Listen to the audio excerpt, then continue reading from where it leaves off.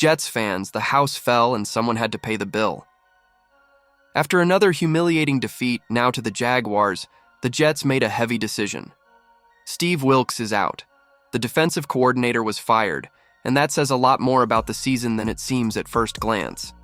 Today we will talk about why this dismissal happened now, what it reveals about the locker room, and what it signals for the future of the franchise.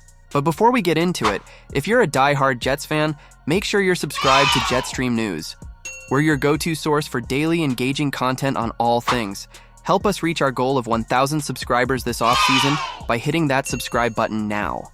Welcome to the Jetstream News Channel, your New York Jets news channel. Here you will find fresh news, and to follow everything, don't forget to subscribe. Today, only 20.2% are subscribed to our channel. Help us by sharing, so that the news reaches many more people. Let's go to today's news. The campaign speaks for itself. 3 victories, 11 losses. But the problem wasn't just losing, it was how he lost. The defense of the Jets, which in other years was a source of pride, became an easy target. Excess yards, communication failures, lost tackles, and a glaring inability to stop average attacks. Steve Wilks arrived with the mission of stabilizing the defense. He left leaving a disorganized unit without identity. In the NFL, this is a sentence. The defeat to Jacksonville was the end point. It wasn't a competitive game. It was a run-over. The defense simply didn't respond, suffered in the land game, ceded repeated big plays, didn't adjust the scheme during the match. When a defensive coordinator doesn't adjust in the game, he loses the locker room and loses quickly. There, the board understood that keeping Wilks would be to push the problem under the carpet. With Wilks' departure, Chris Harris, defensive back coordinator, takes over as interim in the last 3 weeks of the season. This is important. It's not just a hole cover, it's a live audition. These final games will serve for evaluate who deserves to stay, test scheme adjustments, see which players still compete despite the chaos. In the NFL, the end of the season is a laboratory and the Jets know it. Jets fans, if you are following this season until the end, leave the like now.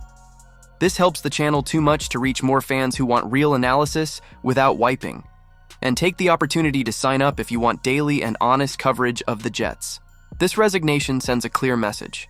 No one is untouchable. It doesn't matter resume. It doesn't matter past. If it doesn't deliver, it falls. This can be seen in 2 ways. A sign of despair, or a sign that the board is tired of accepting mediocrity. The truth? A little bit of both. This decision accelerates reconstruction. Now the Jets go to the offseason with an open position for defensive coordinator, a defense that needs urgent adjustments, and a cast that will be evaluated without makeup. The next DC will be a key piece to set the course of the franchise as much as the decision on the quarterback. Without a solid defense, there is no winning project.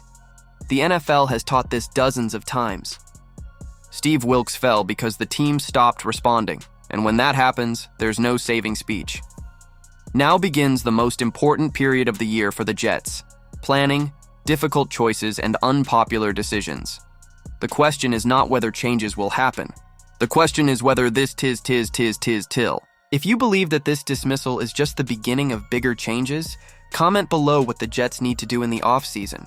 Subscribe to the channel, activate the bell, and continue with us because the reconstruction of the Jets has already begun, and here you don't miss any chapter. And as always, go for it, Jets. Thanks for watching!